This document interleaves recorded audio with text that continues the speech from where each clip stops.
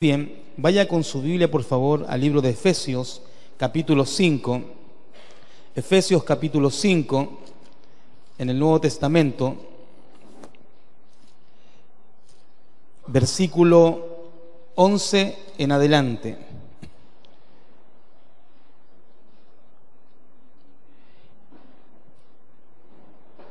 Veamos desde el versículo 1, ¿ok? ¿Estamos de acuerdo?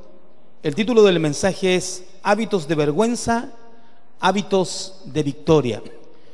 Hábitos de vergüenza, hábitos de victoria. Dice el versículo 1: Sed pues imitadores de Dios como hijos amados, y andad en amor como también Cristo nos amó y se entregó a sí mismo por nosotros, ofrenda y sacrificio a Dios en olor fragante. Pero fornicación y toda inmundicia o avaricia, ni aun se nombre entre vosotros, como conviene a quienes, a los santos, ni palabra deshonesta, ni necedades, ni truhanerías que no convienen, sino antes bien acciones de gracias, porque sabéis esto, que ningún fornicario o inmundo o avaro, que es idólatra, tiene herencia en el reino de Cristo y de Dios. Nadie os engañe con palabras vanas, porque por estas cosas, ¿qué viene sobre el hombre? La ira de Dios sobre los hijos de desobediencia. No seáis pues participantes con ellos, porque en otro tiempo erais tinieblas, mas ahora sois luz en el Señor. Andad como hijos de luz. Porque el fruto del Espíritu es en toda bondad, justicia y verdad, comprobando lo que es agradable al Señor, y no participéis en las obras infructuosas de las tinieblas, sino más bien reprendedlas. O sea, no haga vista, ¿cómo se dice? La vista gorda. Mucha gente dice, no, yo no me meto en eso, yo no me meto en esas cosas.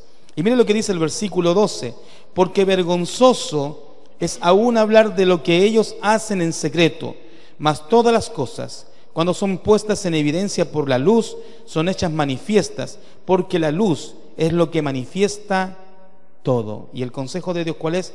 Por lo cual dice: despiértate, tú que duermes, y levántate de los muertos, ¿y quién te alumbrará? Te alumbrará Cristo. Hay hábitos en la vida, hermano, que son hábitos de vergüenza, y hay hábitos que son hábitos de victoria. Nómbreme un hábito de victoria, a ver, un hábito de victoria, uno que le dé victoria a usted. ¿Ah? La oración. La oración es un buen hábito, ¿sí? ¿Qué más? Predicar el Evangelio. Hablemos de hábitos cotidianos. ¿Ah? Lectura, pero más cotidianos, no tan espirituales, sean más carnales en este momento. A ver, ¿qué le parece levantarse temprano? ¿Es un buen hábito? Es un buen hábito. Hay algunos que colocan 5 despertadores y ni siquiera con eso despiertan, ¿cierto? Y después están orando, Señor, provéeme, y no se levantan temprano. Sin duda en la vida hay hábitos que son vergonzosos y hábitos que son de victoria. Vamos a ver algunos, ¿le parece bien? Vamos a entrar en este terreno de los hábitos de vergüenza y hábitos de victoria. Vamos al capítulo 5, ahí versículo 11. ¿Qué son los hábitos de vergüenza? En primer lugar, los hábitos de vergüenza son aquellos que son contrarios a la palabra de Dios. Por ejemplo, capítulo 5, versículo 11. Dice, y no participéis en las obras infructuosas de las tinieblas. Un hábito de vergüenza es un hábito que sí o sí se hace en secreto. Quiera o no quiera, por naturaleza el ser humano cuando está haciendo algo malo, ¿cómo lo hace? En secreto. ¿Nunca ha visto al niño que está haciendo algo a escondida y llega la mamá y dice, ¿qué estás haciendo? ¿Y qué hace el niño? La primera reacción, ¿por qué? Porque estaba haciendo algo en secreto. Un hábito de vergüenza es aquel hábito que intentamos ocultar de nuestra esposa, de su esposo, de sus hijos, de sus padres, del pastor. Quiera o no quiera, mi querido, todo hábito de vergüenza lo intentamos tapar, ¿o no? ¿No hizo eso Acán cuando robó? ¿Qué fue lo primero que hizo Acán? Escondió debajo de su tienda las cosas que había robado. ¿No hizo eso Adán y Eva cuando cometieron pecado? Tomaron hojas y lo primero que hicieron, ¿qué fue? Esconderse, cubrirse. Dice que el Espíritu de Dios se paseaba y decía, Adán, ¿dónde estás? ¿Y qué le respondió Adán? Tuve vergüenza y me escondí. Dios le pregunta, ¿y quién te enseñó eso? Bueno, es que un hábito de vergüenza es algo que intentamos ocultar. Y aquí, mis queridos, si colocásemos un detector de mentiras y comenzásemos a preguntar a cada uno de nosotros, sin duda todos tendríamos algo que hemos ocultado. Hay un dicho popular que lo usan mucho los quiteños: caras vemos y corazones no sabemos. Caras vemos y corazones no sabemos. Mire, yo estoy convencido de que algunos tenemos cara de cualquier cosa, ¿cierto? De ogro, de villano. Yo me dejo la barba y parezco náufrago, ¿cierto? Pero hay hermanos que tienen ojitos claritos, piel clarita, pelo rubiecito y parecen los ángeles de Hollywood, ¿sí o no? Y uno los ve y dice, este hermano es espiritual. Y capaz que no es espiritual, capaz que es un canalla. Es que quiera o no quiera, la apariencia, lo externo, no significa que lo interno está bien. ¿Sí me hago entender, mis queridos? Y ahí cada uno de nosotros se equivoca. Por eso hay hábitos que son vergonzosos. Y la Biblia dice que estos hábitos son obras infructuosas de las tinieblas. Siempre una persona que hace algo malo, algo que no quiere que se sepa, lo va a intentar hacer en secreto. El joven que se mete al Facebook y conversa cosas inadecuadas con sus amigos, después intenta borrar el historial. Y el dicho dice, el que nada hace, nada teme. Estaba conversando con un pastor y después de 6 años, un hermano llevando la contabilidad de la iglesia, el pastor le pidió que le entregue la contabilidad. Y cuando le pide que le entregue la contabilidad, de una forma misteriosa, se borraron los últimos 2 años. Y el pastor le dice, ¿pero no llevaste ningún registro escrito? No, pastor, todo computacional. Y el pastor le dijo, ¿quién crees que te va a creer eso? Usted me lo tiene que creer porque es el pastor. Hermano, ahí hay gato encerrado, ¿sí o no? Ahí hay gato encerrado. Que a mí me vengan a decir que no hubo ahí algo ilícito, eso es una mentira. En las empresas se hace lo mismo, se intenta ocultar las cosas. Hermano amado, ¿cuántos hombres se enojan porque su esposa les revisa el celular? Mi querido, ¿qué de malo tiene que su esposa le revise el celular? Mi querida, ¿qué de malo tiene que su esposo le revise el celular? Pero hay algunos que dicen, no, déjalo que es mi celular y es mi herramienta de trabajo. No. El que nada hace, nada teme. Y triste es ver personas que lamentablemente viven ocultando cosas. Dice el dicho, al que le cae el guante, que se lo chante. Miren lo que dice el versículo 12. Porque vergonzoso es aún hablar de lo que ellos hacen en secreto, mas todas las cosas cuando son puestas en evidencia por la luz son hechas manifiestas, porque la luz es lo que manifiesta todo. Y dice que es vergonzoso hablar de lo que ellos hacen en secreto. ¿Usted sabía que dentro de la estadística latinoamericana, el hombre, cuando se junta con amigos, uno de los temas que habla, ¿cuál es? Dígame usted. ¿Y qué habla de las mujeres? ¿Qué habla de las mujeres? Dice, mira, esa mujer, vamos a orar por ella, el Señor nos colocó en el corazón interceder por su persona. Oh muchachos, mire, vamos a hablar de nuestras esposas, cómo podemos bendecirlas mejor. ¿Qué hacen los hombres cuando se juntan? ¿Qué hablan? Hablan barbaridades de las mujeres. Y siempre, mis queridos, el que es sorprendido dice, yo estaba ahí, pero yo no estaba haciendo lo que ellos estaban haciendo. Y yo le pregunto entonces, ¿para qué usted estaba ahí? El dicho popular dice, dime con quién andas. Y la Biblia dice en Amós 3:3, ¿andarán dos juntos si no estuvieran de acuerdo? Los hechos vergonzosos están muy marcados en la palabra de Dios. Miren lo que dice el capítulo 4, versículo 17. Esto pues digo, y requiero en el Señor, que ya no andéis como los otros gentiles que andan en la vanidad de su mente. Aquí el término vanidad de su mente se refiere al engaño de la mente. Hay personas que conversan con usted y defienden lo indefendible. Un hombre me decía, lo que pasa es que yo engañé a mi esposa porque mi esposa se lo merecía. ¿Se lo que qué? Sí, se lo merecía. Usted me va a entender, pastor. Usted sabe lo que es llegar cada día a la casa y encontrarse con una mujer intolerable, gritona, mandona, irritable, que todo el tiempo te insta. Entonces, adulteré. Y le dije, ¿sabes por qué adulteré? Por tu culpa, mujer. Habla serio. ¿Ah? ¿Se llama Adán? Ay, qué fácil, hermanos queridos, es vivir contrario a la palabra. Qué fácil es justificar nuestros hábitos. ¿Por qué? Porque algunos andan en la vanidad de su mente. Siguen pensando que pueden justificar lo que están pensando. Siguen pensando que pueden darle una justificación a los hechos vergonzosos. Dice el dicho que desde que se inventaron las excusas, todo el mundo queda justificado. Así somos hasta en el trabajo. Llegamos tarde y nunca decimos, mire jefe, llegué tarde porque me quedé dormido. ¿Qué decimos? No, que había mucho tráfico, demasiado tráfico. No sabe lo que pasa, que justo salí y el auto se le dañó una llanta. Entonces usted mismo la pinchó y le cambió la rueda, ¿sí o no? Para intentar justificar. Mire lo que dice el versículo 18. ¿Está conmigo? Teniendo el entendimiento entenebrecido, ajenos de la vida de Dios por la ignorancia que en ellos hay. ¿Por qué? Por la dureza de su corazón. ¿Sabe qué provocan los hábitos vergonzosos? Dureza de corazón. Hermano amado, si algo podemos aprender de esto, es que si usted sigue practicando un hábito vergonzoso, ¿sabe qué le va a pasar a su corazón? Se va a endurecer a tal punto que usted va a considerar normal el hábito vergonzoso.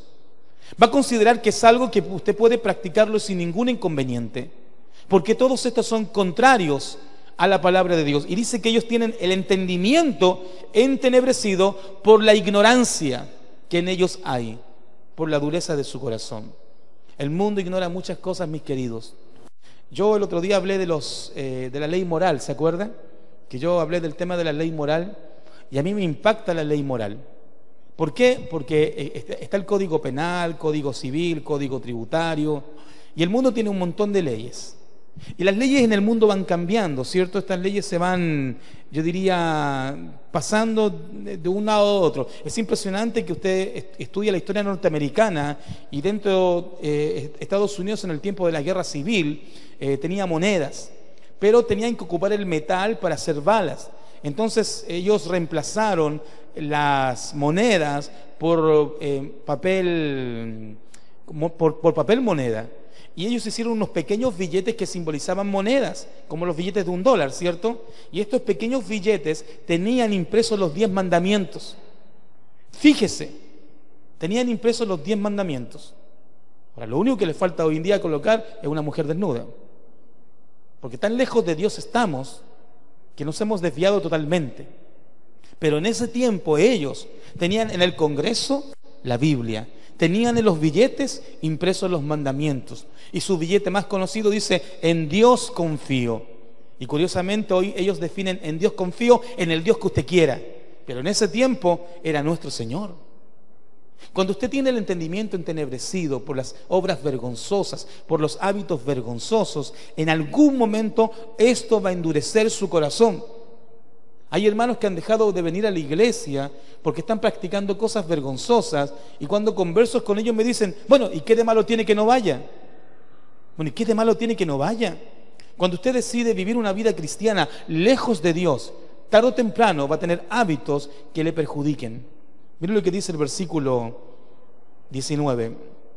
Los cuales después de que perdieron toda sensibilidad, ¿qué hace un hábito vergonzoso? ¿Qué le hace perder? La sensibilidad. ¿Y sabe que la estadística no miente en esto? La mayoría de los adúlteros son insensibles a sus esposas. ¿Usted sabía que por estadística los golpeadores son hombres adúlteros?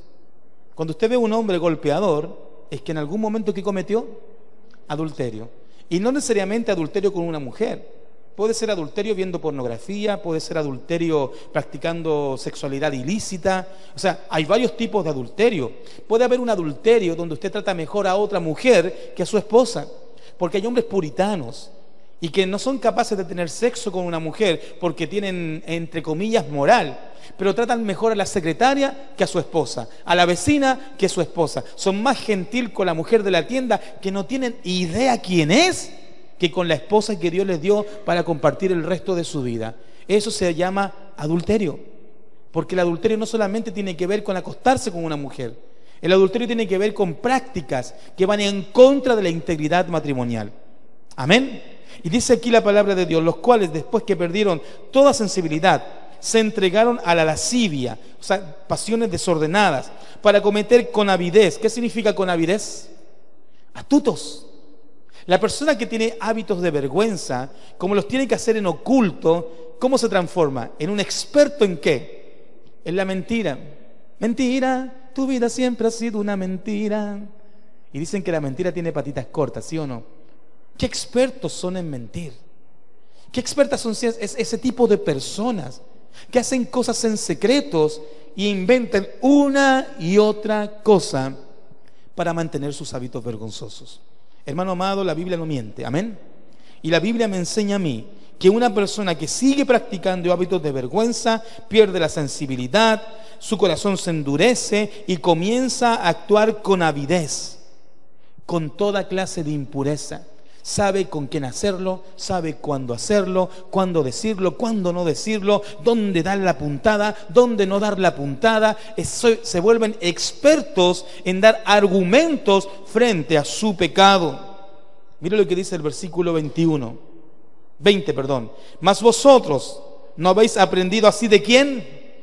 ¿Cómo puedo vencer estos hábitos de vergüenza? La Biblia me enseña que Cristo Jesús es la respuesta. Amén. Así que son contrarios a la palabra. Son de tropiezo a los demás en segundo lugar. Mire lo que dice Tito 1:10. Tito capítulo 1, versículo 10. Dice la Escritura: porque hay aún muchos contumaces, habladores de vanidades y engañadores, mayormente los de la circuncisión, a los cuales es preciso tapar la boca, que trastornan casas enteras, enseñando por ganancia deshonesta lo que no conviene. Uno de ellos, su propio profeta, dijo: los cretenses, siempre mentirosos, malas bestias, glotones ociosos. Coloquémosla ahí, los guayaquileños. Ay, ay, ay, ¿qué dice ahí? Siempre ¿qué? Mentirosos, malas bestias, glotones ociosos. Este testimonio, dice Pablo, es... ¿Qué dice Pablo? Léalo ahí, tome su Biblia, vamos. ¿Qué dice el versículo? Capítulo 1, versículo 13 de Tito. Este testimonio es verdadero, por tanto, repréndelos duramente para que sean sanos en la fe. Hermano, los hábitos de vergüenza son de tropiezo a las personas. Aquí el apóstol Pablo dice: mira, hay personas que están hablando mal de ustedes. No me molesta que hablen mal de ustedes. Me molesta que lo que están hablando es verdad. Porque ustedes son mentirosos. ¿Qué dijo después él? Malas bestias. Glotones. Y ahí se le pasó la mano. Mala bestia. Está bueno el término, mala bestia. Me pega la lorna si le digo así, ¿cierto? Mala bestia. Hermano querido, reconózcalo. El mundo nos observa. Amén. La gente observa nuestras vidas y la gente necesita ver en nosotros que vivimos lo que hablamos, que practicamos nuestra fe, que somos realmente lo que decimos que somos. Amén. Amén. Pare por un momento. ¿Tiene algún hábito de vergüenza? No me respondan. Yo no quiero que viva vergüenza, amén. Pero me parece que no somos conscientes de que las palabras que decimos, las cosas que vemos, las conductas que tomamos, siempre van a tener testigos que nos observen. ¿Es verdad o no es verdad? Siempre va a haber alguien que te va a apuntar con un dedo y va a decir: ¿tú no eres cristiano? ¿Por qué siempre andas amargado? ¿Por qué siempre tienes cara larga? ¿Por qué siempre te quejas? ¿Por qué mientes? ¿Por qué todo el tiempo peleas? ¿Por qué eres tan vago, tan flojo? Hermano amado, el apóstol Pablo dijo: eviten este tipo de conductas, porque tenemos que ser sanos ¿en qué? En la fe. Y ser sanos en la fe es evitar los hábitos de vergüenza. Amén. Muy bien, en segundo lugar, hábitos de victoria. Hábitos de victoria. Y con este terminamos, hermanos queridos. Muy sencillo. Hábitos de vergüenza y hábitos de victoria. Mire lo que dice, volvamos a Efesios, por favor, por un momento. Al versículo 20, capítulo 4. Mas vosotros no habéis aprendido así de Cristo, si en verdad le habéis oído. ¿Usted escuchó al Señor? Y habéis sido por Él enseñados. ¿Fue enseñado por Él? Conforme a la verdad que está en Jesús, en cuanto a la pasada manera de vivir. Me encanta lo que dice Pablo aquí. Despojaos del viejo hombre que está viciado conforme a los deseos engañosos, y renovaos en el espíritu de vuestra mente, y vestíos del nuevo hombre, creado según Dios en justicia y santidad, que dice, de la verdad. ¿Usted sabía que somos reconocidos como el pueblo de la verdad? Si algo caracteriza al pueblo de Dios, es que siempre tenemos que decir, ¿qué cosa? La verdad. Mira lo que dice Primera de Pedro, capítulo 1, versículo 7. Primera de Pedro, capítulo 1, versículo 7. Para que sometida a prueba vuestra fe, mucho más preciosa que el oro, el cual aunque perecedero se prueba con fuego, sea hallada en alabanza, gloria y honra cuando sea manifestado Jesucristo. ¿A quién amáis? ¿Ama al Señor? Y dice, sin haberle visto. ¿En quién creyendo cree en Él? ¿Puede decir más fuerte ese amén?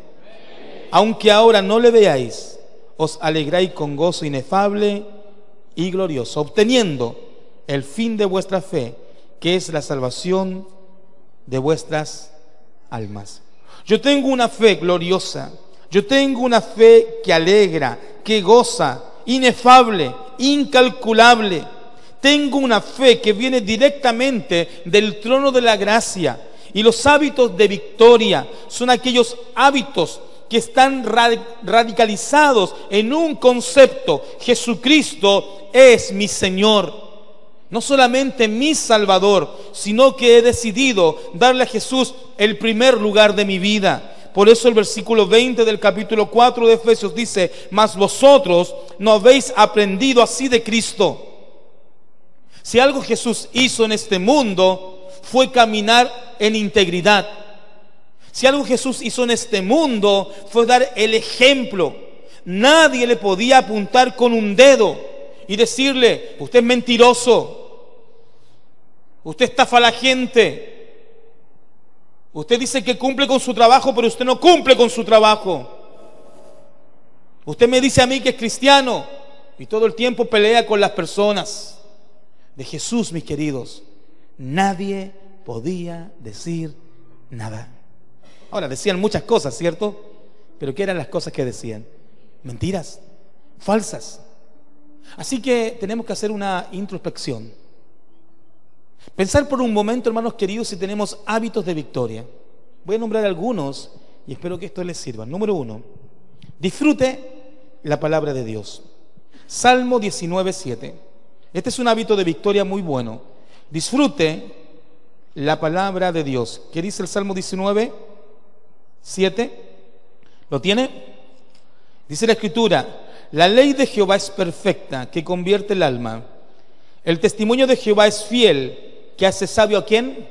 Al sencillo. Versículo 8: los mandamientos de Jehová son rectos, que alegran el corazón. El precepto de Jehová es puro, que alumbra los ojos. El temor de Jehová es limpio, que permanece para siempre. Los juicios de Jehová son verdad, todos justos. Deseables son más que el oro, y más que mucho oro afinado, y dulce más que la miel que destila del panal. Tu siervo es además amonestado con ellos. En guardarlos, ¿qué dice la Biblia? Hay grande galardón. Aquí hay una promesa, mi querido. Si le está yendo mal en la vida, es porque usted no tiene este hábito de victoria. Amar la palabra, disfrutar la palabra. Versículo 12: ¿quién podrá entender sus propios errores? Líbrame, ¿de cuáles? De los que me son ocultos. La Biblia tiene una capacidad de mostrarte aún aquello que te hace mal. ¿Escuchó? Y hay cosas que a veces no nos damos cuenta, ¿sí o no? ¿Cuántas veces pensábamos que estábamos bien en lo que estábamos haciendo y leímos la Biblia y la Biblia nos dio un cachetazo y nos dijo: Javier, recapacita, estás mal, mira mi palabra y es un espejo que te muestra tus errores? Amén, iglesia. Mira lo que dice el versículo 13: preserva también a tus siervos de la soberbia, que no se enseñoreen de mí. Entonces seré íntegro y estaré limpio de gran rebelión. Sean gratos los dichos de mi boca y la meditación de mi corazón delante de ti, oh Jehová, roca mía y redentor mío. Le quiero explicar este versículo. Dice: sean gratos los dichos de mi boca y la meditación de mi corazón delante de ti. Este versículo significa lo siguiente: mi estilo de vida, présteme atención, tiene que ser el bíblico. En otras palabras, ¿quiere saber cómo usted tiene que ser como esposa? Aprenda de las mujeres de la Biblia. ¿Tiene que saber cómo tiene que ser como esposo? Aprenda de los hombres de la Biblia. ¿Tiene que saber cómo es un hijo con sus padres? Aprenda de los hijos en la Biblia. ¿Quiere saber cómo hacer un negocio? Aprenda de los negocios en la Biblia. ¿Quiere saber si comprarse o no una casa? Aprenda cómo se hace un tema de la casa en la Biblia.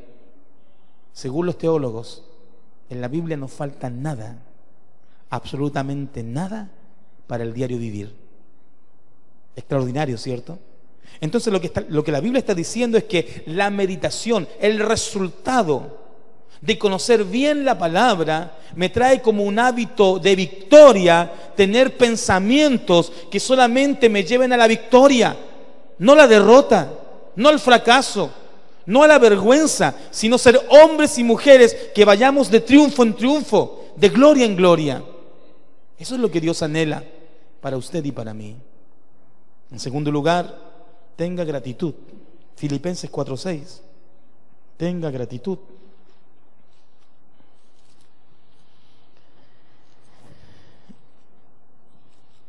¿Qué dice Filipenses 4:6? Dice la Escritura. ¿Lo tiene? Yo todavía no. Por nada estéis afanosos, si no sean conocidas vuestras peticiones delante de Dios, en toda oración y ruego, con acción de gracias. Le voy a leer otra traducción. Y esto tiene que ver justamente con lo que nosotros somos. Que nada le quite el sueño, ni le amargue, sino pídale a Dios entregando las cosas y agradezca a Dios por el resultado. ¿Escuchó? Y agradezca a Dios por el resultado. Usted vive donde tiene que vivir. Tiene lo que tiene que tener. Cualquier cosa que brote de nuestras almas en amargura es no vivir agradecidos. Mire, no tengo los hijos que quise tener, no tengo la casa que quise tener, no tengo la esposa que quise tener.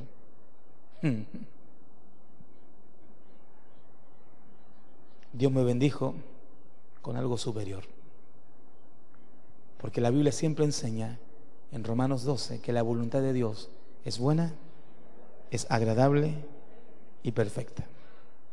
Cada vez que un creyente vive de esa forma equívoca, engaña su alma. Vino mi tía, y usted sabe que mi tía compartió con Pedro, Juan y Diego, ¿cierto? Menos con nosotros. Sí compartió con nosotros. Y mi tía me preguntó lo siguiente: ¿extrañas? No. ¿En serio no extrañas? En serio no extraño. Es más, le digo, cuando voy a Chile, ya me quiero venir.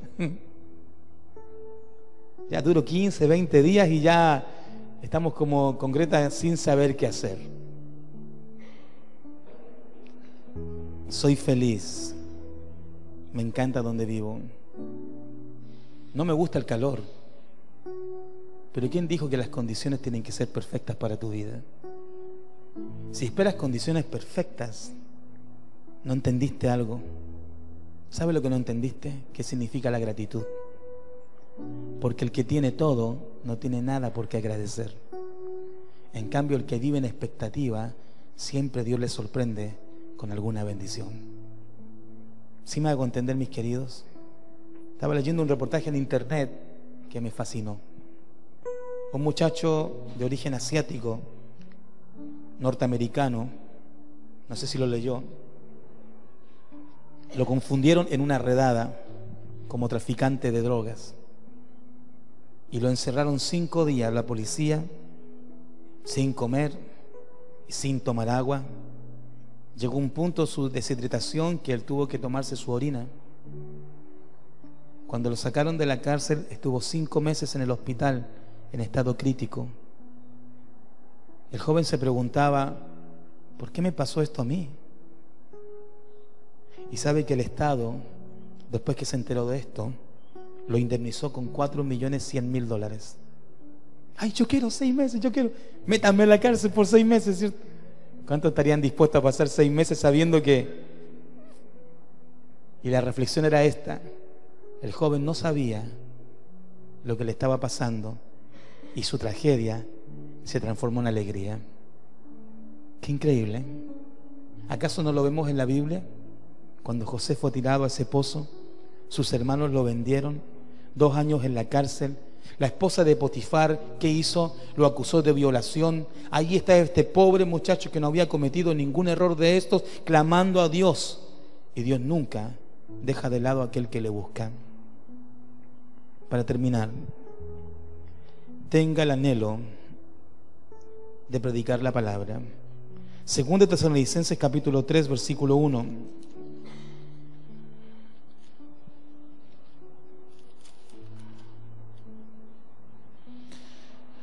Por lo demás, hermanos, orad por nosotros, para que la palabra del Señor corra y sea glorificada, así como lo fue entre vosotros, y para que seamos librados del hombre perverso y malo, porque no es de todos la fe, pero fiel es el Señor, que os afirmará y guardará del mal. Amén, iglesia.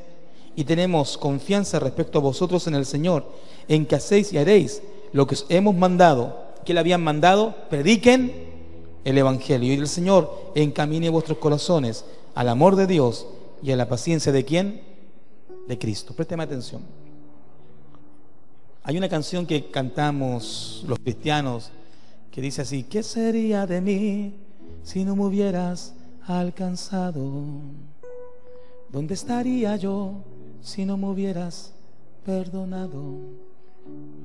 ¿Qué dice después? Se me olvidó.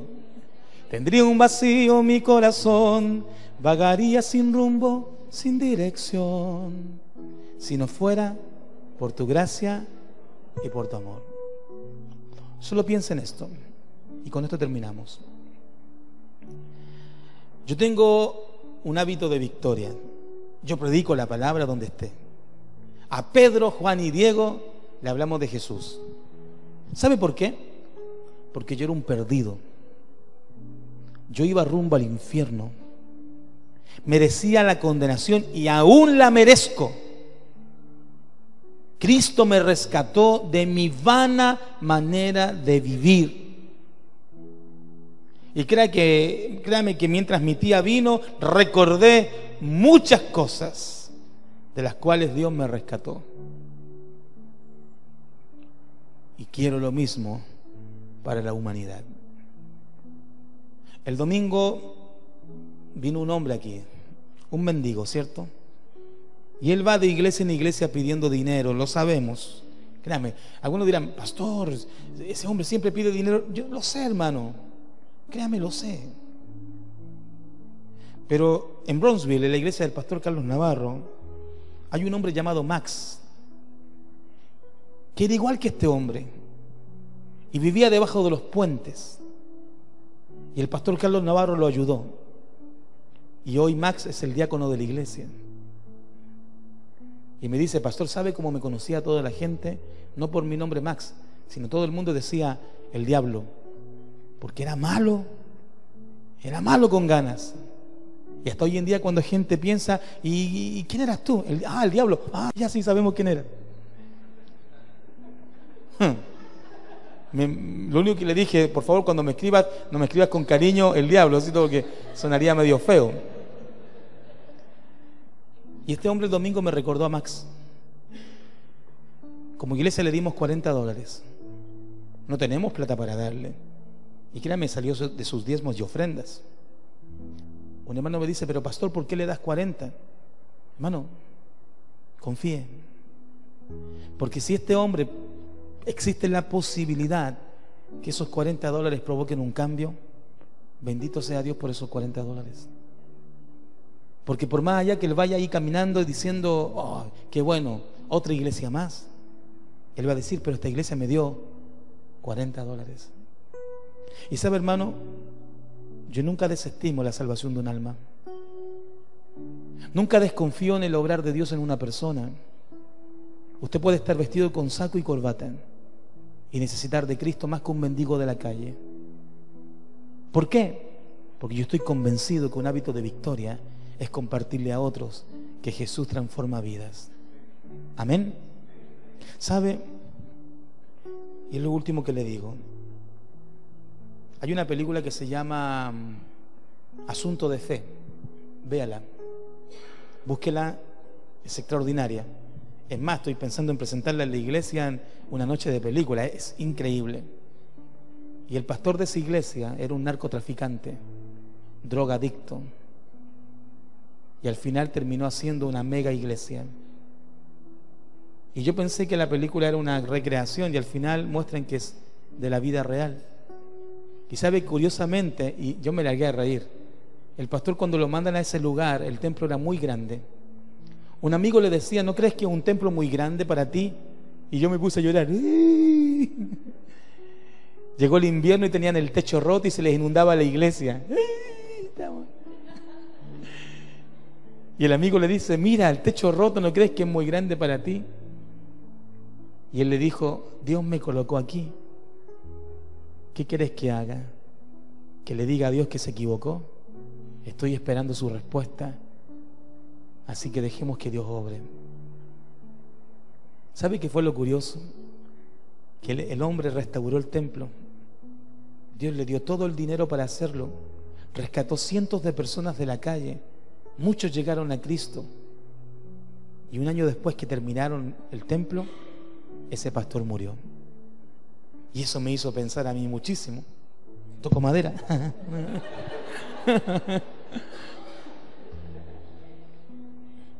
¿Saben qué me hizo pensar, hermano amado? Y espero que con esta reflexión usted se vaya a la casa.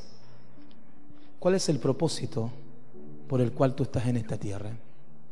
¿Nacer, crecer, reproducirte y morir? Yo no soy conejo, hermano querido. ¿Sí se entiende, hermano? Usted tiene un propósito en esta tierra. Y es que personas a través de su vida lleguen a Jesús. El propósito de tu vida es que otros lleguen a Jesús por medio tuyo. Y dijo un gran predicador, el que no vive para servir, no sirve para vivir. Así que yo hoy declaro mis hábitos de victoria. No voy a permitir que la vergüenza, que el oculto me gane. Yo voy a empezar a caminar en el camino de la victoria. ¿Por qué? Porque no hemos aprendido así de Cristo. Y Cristo Jesús te dice a ti, comienza a vivir en victoria, porque todavía no has visto lo mejor. Amén. Póngase en pie.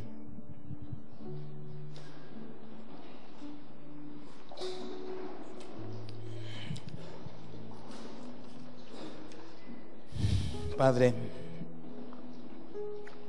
perdónanos, Señor, porque caminamos en esta vida sin propósito. Si usted piensa que el propósito es trabajar, sacar una profesión, sacarse el aire para lograr objetivos materiales, le aseguro que el rey Salomón era especialista en dinero. Y él dijo, ¿qué saca el hombre con alcanzar todo en el mundo y perder el alma? Vanidad de vanidades. Todo en este mundo es vanidad. En el capítulo 12 de Eclesiastés, Salomón dice, acuérdate de tu Creador en los días de tu juventud. Y terminando su capítulo, él dice, Teme a Jehová, porque esto es el todo del hombre.